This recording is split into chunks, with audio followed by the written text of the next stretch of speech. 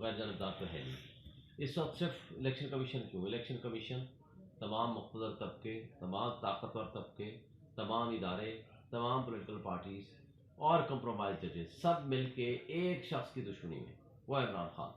उसकी दुश्मनी में इस हद तक आगे चले गए हैं कि वो मुल्क के 25 करोड़ आवाम का बिरान कर दिया, माशी तबाही के दलदल में इनको फंसा दिया।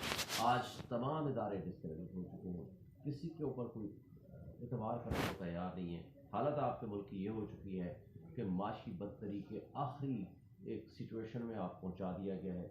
लेकिन सियासी अदम इस्तेकाम इतना ज़्यादा है कि आप इसको तभी इससे ओवरकम कर सकते हैं जब आप फ्री एंड फेयर इलेक्शन कराएं। अब इलेक्शन कमीशन की जिम्मेदारी है अंडर आर्टिकल 218 220 के तहत कि वो फ्री एंड फेयर इलेक्शन कराएं, लेकिन फ्री एंड फेयर इलेक्शन की बजाय उनका दोहरा मेयार आप देखें। नंबर 1 फॉरेन फंडिंग है। Foreign funding Hanif Abbasi case में 5 साल पहले सुप्रीम कोर्ट ने फैसला दिया है कि तमाम पॉलिटिकल पार्टीज के फंड्स और अकाउंट्स इकट्ठे आपने चेक करने हैं। आज 2 साल हो गए हैं हमारे खिलाफ फैसला दिए हुए, किसी और पार्टी का चेक नहीं किया।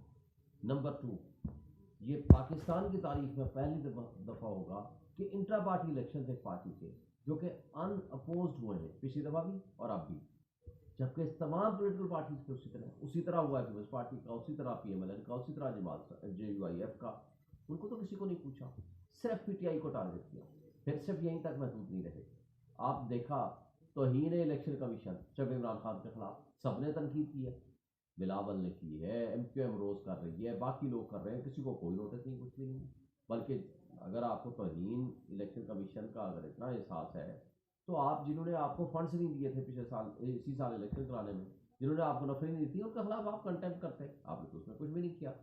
तो लिहाजा आप सिर्फ यही नहीं, अब आप देखें कि हमने बल्ले का निशान बचाने के लिए हमने अपने इमरान खान साहब को सिर्फ इसलिए साइड पे किया, इमरान खान साहब ने खुद किया, ताकि ये ना हो कि बल्ले के निशान में जो हमारे साथ एक साजिशी बयानिया डेवलप हो रहा है, तो हमने कहा कि उस साजिश से बचने के लिए हमने एक प्रोटेक्शन की है।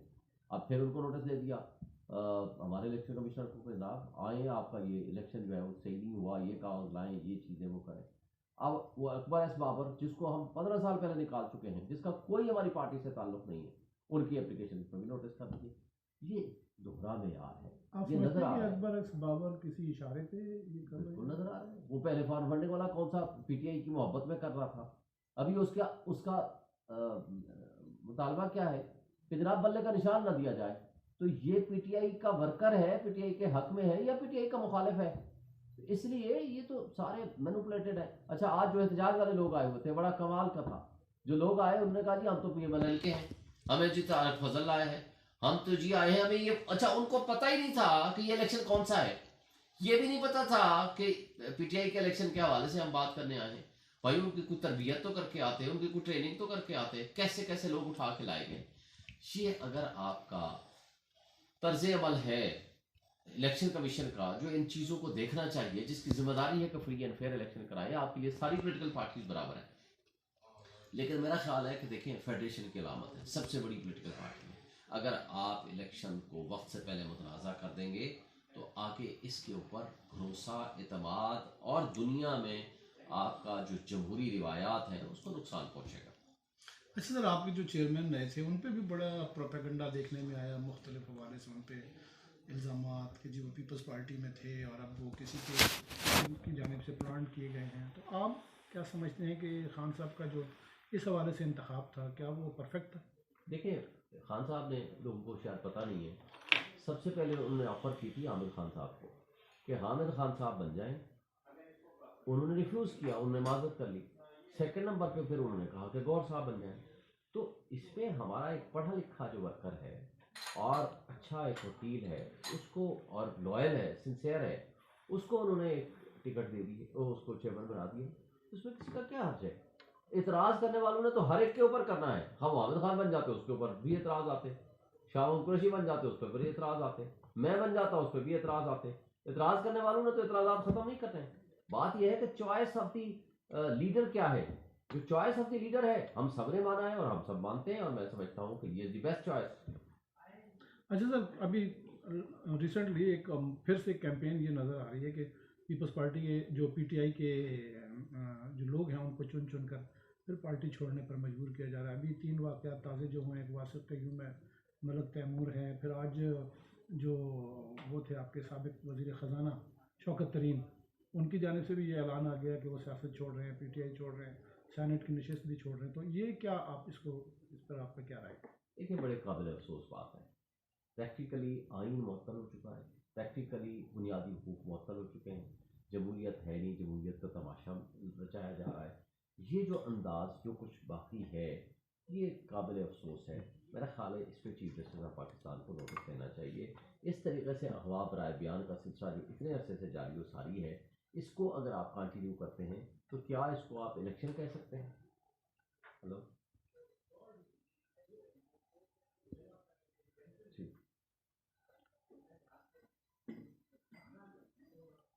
जी सर। जी सर। अच्छा सर, इलेक्शन के हवाले से पीटीआई की क्या तैयारी है? देखिए, इलेक्शन के हवाले से मैं समझता हूँ कि बिल्कुल पीटीआई मुकम्मल तौर पर तैयार है। हमारे पास एक से ज़ायद कैंडिडेट हर हल्के में मौजूद हैं और इंशाल्लाह होंगे, और हम भरपूर इलेक्शन लड़ेंगे पूरे पाकिस्तान में। और जो जुल्म बर्बरियत रवा रखी जा रही है, ये जो जुल्म का निज़ाम कायम करने की कोशिश हो रही है, यही जुल्म का निज़ाम आपको याद होगा 1970 में किया था। बल्कि याया खान ने पैसे दिए थे ताकि थोड़े थोड़े बंदे आ जाएं, हमें मेरा इक़्तिदार बरकरार है। लोग उठे, खड़े हुए और उन्होंने अपनी पार्टी को जिताया। काश कि उस वक्त उनको इक़्तिदार मिल जाता तो आज पाकिस्तान मुत्तहिद होता।